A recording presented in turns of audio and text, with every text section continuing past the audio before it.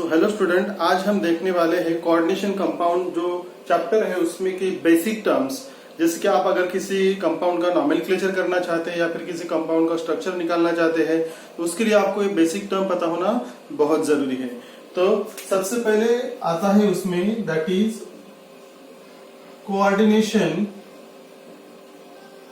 Entity. Coordination entity हम किसे कहते हैं? So the part of coordination compound, the part of coordination compound in square bracket,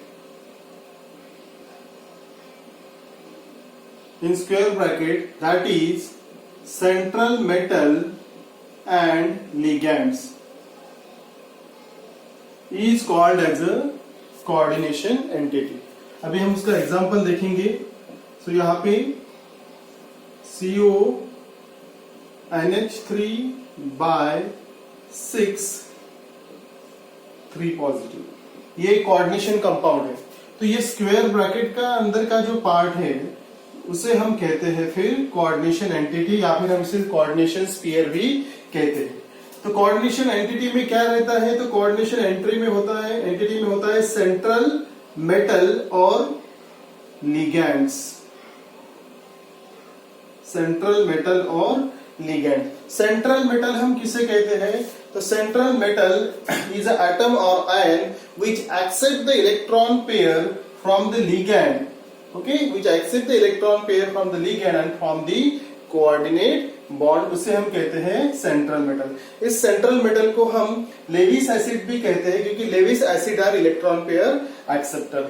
now second one is ligands. तो ligands किसे कहते हैं? So ligands are the molecule which donate the electron pair to the central metal and form the coordinate bond, उसे हम कहते हैं ligands। तो ligands हमने पहले भी देखा है, positive ligand, negative ligand, then neutral ligand। On the basis of denticity, the ligands are classified as monodentate, polydentate and ambidentate ligand।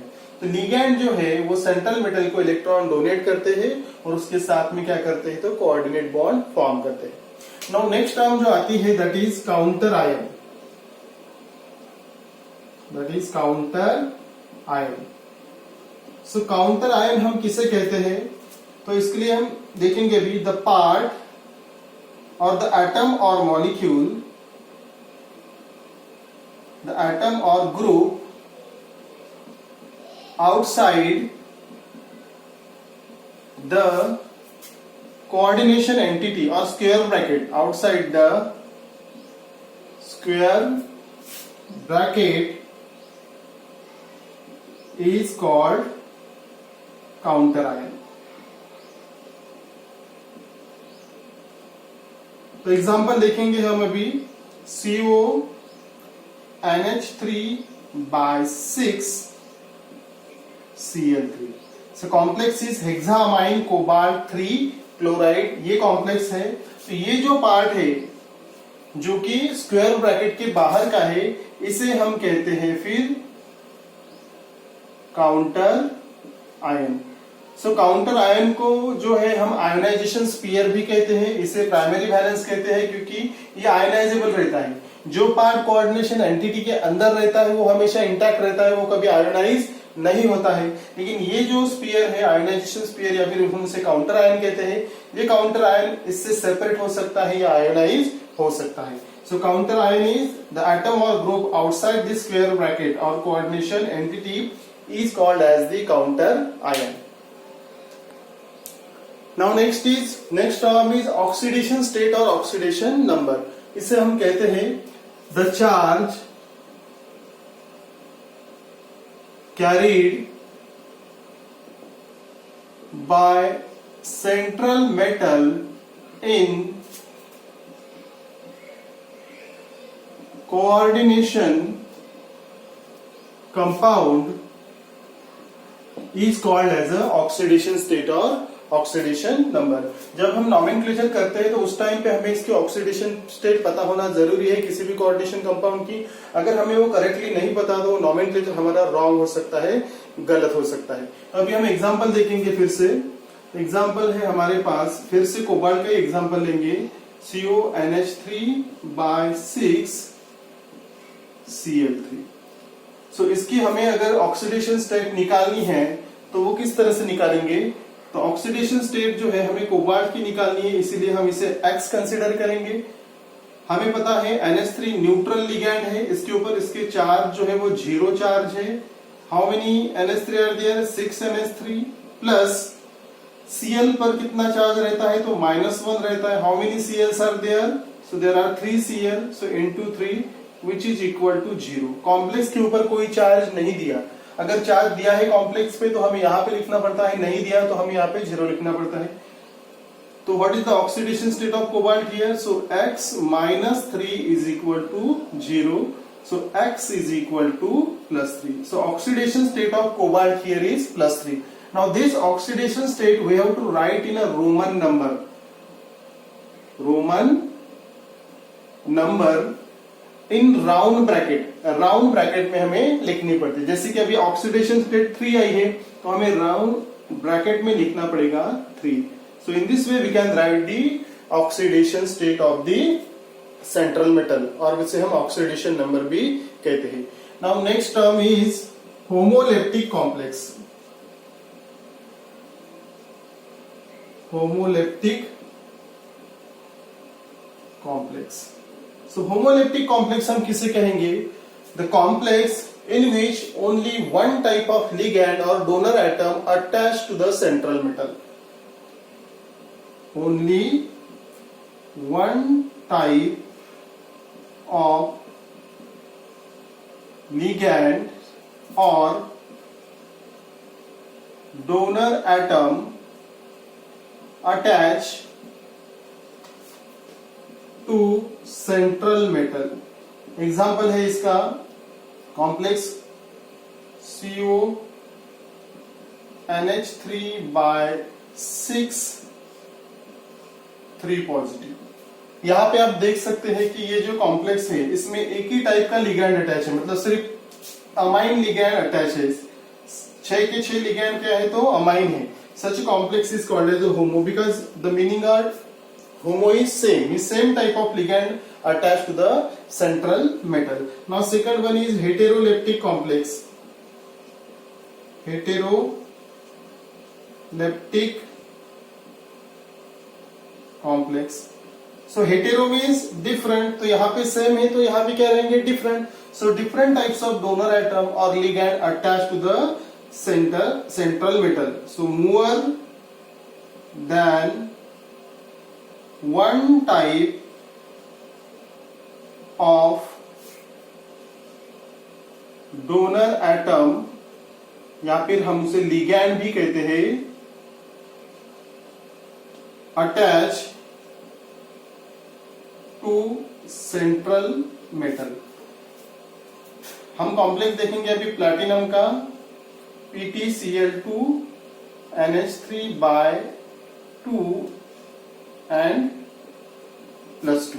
तो यहाँ पे हम देखेंगे कि जो लिगैंड है, देखो यहाँ पे क्लोरीन है और यहाँ पे अमाइन है। So two different types of ligand are attached to the central metal, that is a platinum. So this complex is called as a heteroleptic complex. एक और एग्जांपल लेते हैं कोबाल्ट का COCl2 NH3/4 and positive. So in this complex also the cobalt is attached to two different ligand or two different donor atom, that is Cl2 and NH3. Such a complex is called as a heteroleptic complex. So next is cationic complex. तो cationic complex किसे कहेंगे? The complex in which net charge carried by complex is positive. अगर complex के ऊपर positive charge है तो हम उसे कहेंगे कैटायनिक कॉम्प्लेक्स। हम एग्जांपल देखेंगे अभी, that is COCl2 NH3/6 Cl3. So the complex is hexaamine cobalt 3 chloride. यहाँ पे हमें पता है ये आयोनाइज हो सकता है बाहर का part, this is ionisation sphere, और काउंटर आयन जो है वो अगर सेपरेट होता है तो कॉम्प्लेक्स के ऊपर कौन सा चार्ज आएगा, CONH3/6 3 positive plus thrice of Cl negative. ये 3 Cl निकल गए बाहर तो कॉम्प्लेक्स के ऊपर क्या चार्ज आ गया, 3 positive. The net charge carried by the complex is positive. Such a complex is called as a cationic complex. Cationic complex identify करना हमारे लिए बहुत इंपॉर्टेंट है, क्योंकि जब हम नॉमेनक्लेचर करते हैं तो नॉमेनक्लेचर में जब कैटायनिक कॉम्प्लेक्स रहता है तो जो सेंट्रल मेटल है उसका नाम हमें एज इट इज लिखना पड़ता है। जैसे CO है, कोबाल्ट है तो कोबाल्ट, निकेल है तो निकेल। लेकिन अगर एनायनिक कॉम्प्लेक्स रहता है तो उसकी आगे हमें AT लगाना पड़ता है, दैट इज कोबाल्टेट। निकेल है तो निकेलेट, जब एनायनिक कॉम्प्लेक्स की हम बात करते हैं। तो इसीलिए हमें कैटायनिक और एनायनिक कॉम्प्लेक्स आइडेंटिफाई करना अगर आता है तो हम करेक्ट नॉमेनक्लेचर जो है कोऑर्डिनेशन कंपाउंड का वो कर सकते हैं। नाउ हम देखेंगे भी एनायनिक कॉम्प्लेक्स।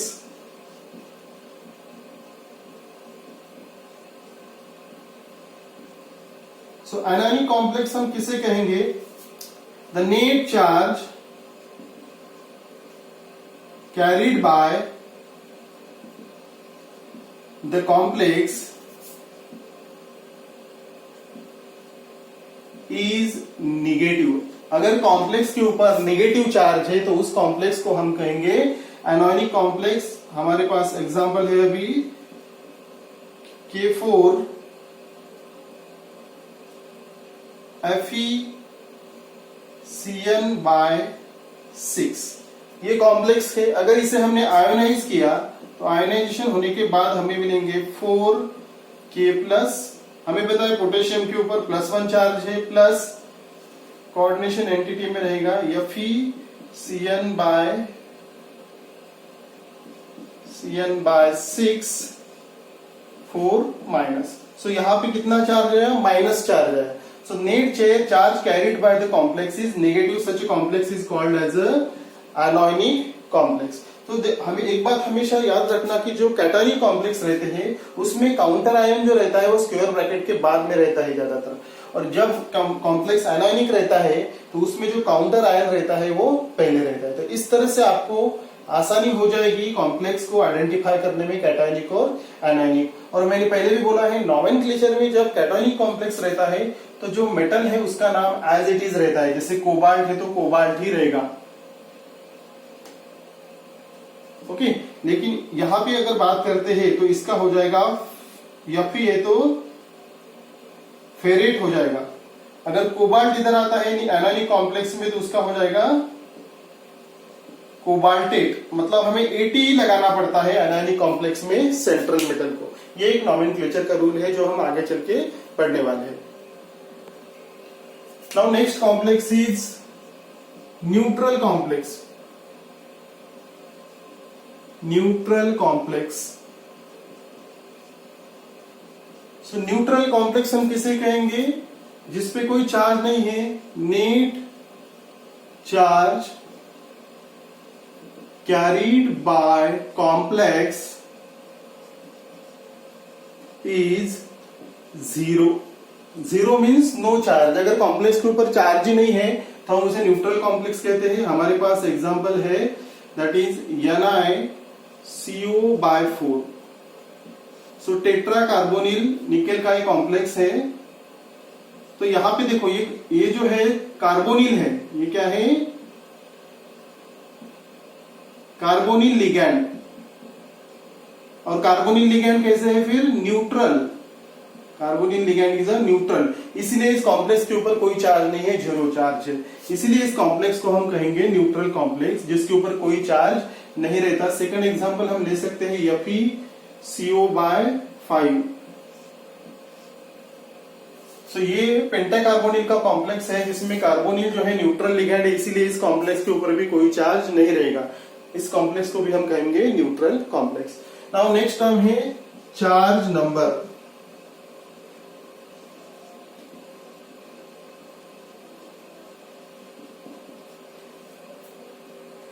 तो चार्ज नंबर हम किसे कहेंगे? The charge carried by complex in coordination compound is called as a charge number. मतलब अगर हम कॉम्प्लेक्स लेते हैं एग्जांपल एक FeCN/6 4 minus, so what is the charge number? So here charge number is -4। इसका चार्ज नंबर कितना है? -4, because the charge carried by the complex is called as a charge number. और चार्ज नंबर हम कैसे निकालते हैं? Suppose अगर इसका चार्ज नंबर अगर हमें निकालना है तो सबसे पहले हमें पता करनी चाहिए oxidation state, that is charge on Fe, iron के ऊपर का charge, plus 6 into Cn-, Cn- मतलब साइनाइड निगेंड। ओके, तो हम किस तरह से चार्ज ऑन Fe का चार्ज मतलब इसके ऑक्सीडेशन स्टेट, वो कैसे निकालेंगे? देखो यहाँ पे FeCN/6 4 माइनस, तो ऑक्सीडेशन स्टेट Fe के निकालनी है, इसीलिए हम यहाँ पे X प्लस -1, Cn के ऊपर -1 चार्ज है, into 6 which is equal to -4. So here x minus 6 is equal to -4. So x is equal to -4 plus 6 which is equal to +2. तो Fe के ऊपर का चार्ज कितना आ गया? यहाँ पे Fe के ऊपर चार्ज आ गया +2। ओके, समझ में है? Fe के ऊपर +2 आया, प्लस यहां पे हम देखेंगे 6 Cn लिगैंड है, मतलब 6 इंटू -1, तो चार्ज नंबर क्या आएगा इसका? +2 -6, ये आ जाएगा -4। This is called as a charge number. The net charge carried by the complex in a coordination compound, ये जो कोऑर्डिनेशन एंटिटी रहती है इसके ऊपर जो चार्ज रहता है उसे हम कहते हैं चार्ज नंबर। सो ये सब बेसिक टर्म है कोऑर्डिनेशन कंपाउंड की। अगर ये हमें पता है तो हम किसी भी कोऑर्डिनेशन कंपाउंड का नॉमेनक्लेचर कर सकते हैं या फिर उसका स्ट्रक्चर निकाल सकते हैं, और आगे चल के जो CFT है, VBT है, उसमें भी हमें ये यूजफुल है। So this is all about coordination compound. So thank you.